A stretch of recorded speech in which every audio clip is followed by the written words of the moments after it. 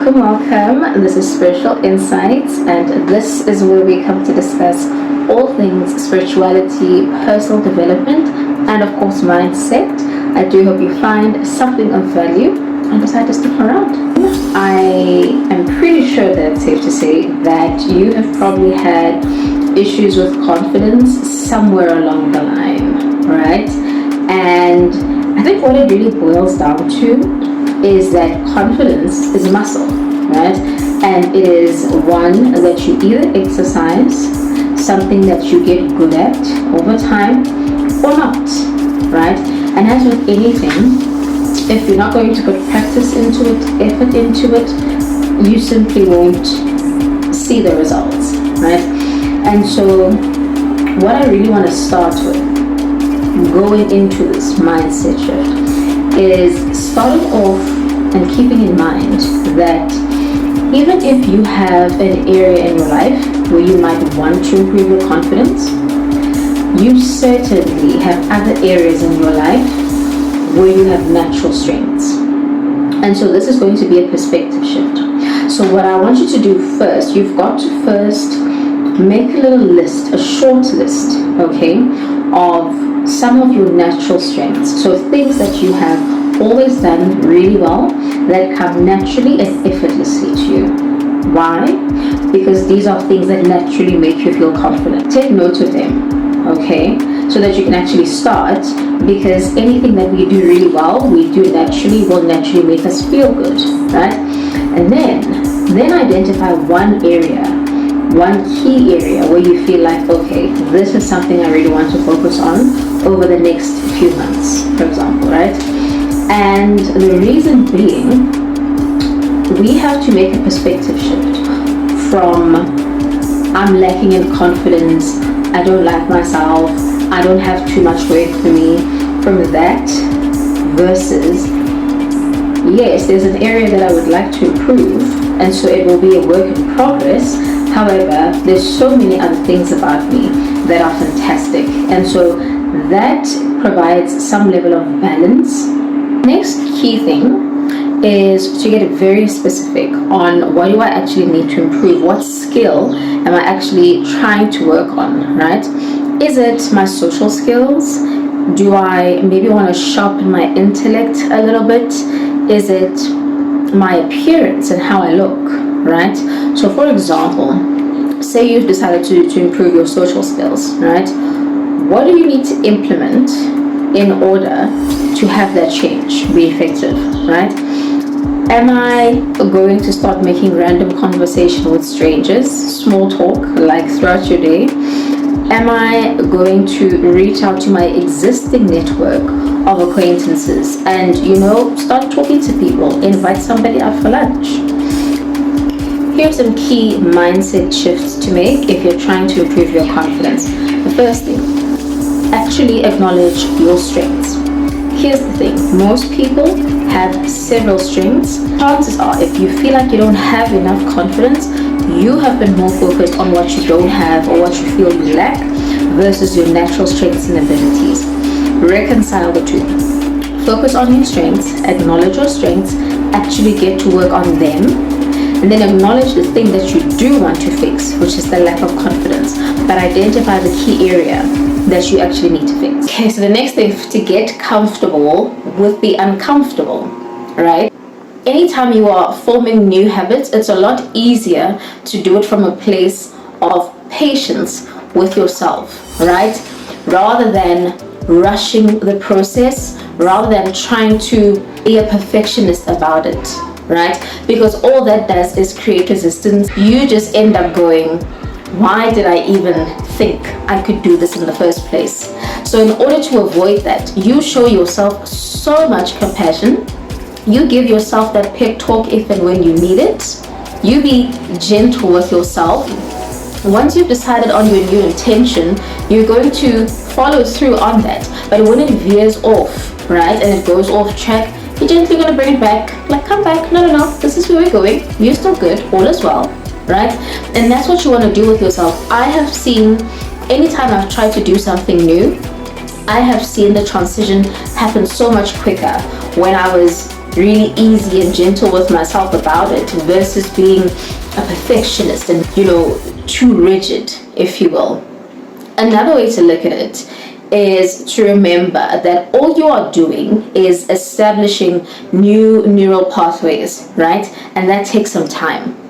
So I need to be patient enough to understand that I'm forming these new neural pathways, but the more I nurture this new thing that I'm doing, I'm creating new neural pathways, and of course, neurons that wire together, fire together, as Dr. Joe Dispenza says, but it's a process, okay? So give your brain time to adjust and to catch up, but also give yourself time. It's a lot easier and it's a lot quicker to get there with love and patience. Another really important thing to consider: release the fear of judgment. Remember, a lot of human beings are innately judgmental, unfortunately. Reason being, a lot of people have really deep insecurities that they just don't want to face, okay? So then it becomes a lot easier for me to project rather than go inwards and do some work and change some things about myself, right? So that essentially means most people are scared of change, and we know this. Most human beings don't like change very much. And so while I sit in my little corner, trying to keep things as they are, here you come taking leaps and bounds, changing things about yourself, busy growing, and I look at you like, I don't know if I'm capable of that. I don't know if I have the same strength to do that. I mean, of course I'm going to project towards you. Of course I might try to, make some passive aggressive statements. I might try to throw you off entirely, right? Like, why do you think this is going to work out for you? So I say all that to say, people will judge. If and when they do, let them. That is not for you to internalize. That is not your business, okay? Let them and leave it at that. You carry on with what you do because you understand why you're doing this, where it's going to take you, how fantastically it's going to work for you, and you keep doing that. Another thing to remember, a lot of us tend to actually judge ourselves quite harshly as well, right?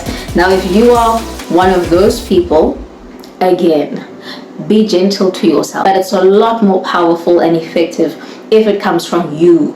Another key thing to do is to spend time alone, okay? I think we live in a world where we have so much projected towards us that you kind of forget that actually you're the one who's supposed to be doing the projecting your own energy outward, right? There's a lot of outside noise that we tend to deal with on a day-to-day basis, okay? And the problem with that is that it can actually drown you out. When you have this time alone, it's even better in nature. I am a big fan of that. So it is so important, I found, and essentially it's having time to introspect. It's having time to get very clear about yourself and your own life, right? And so that way, the more firmer you are in that, it's a lot harder for people to throw you off as well, right?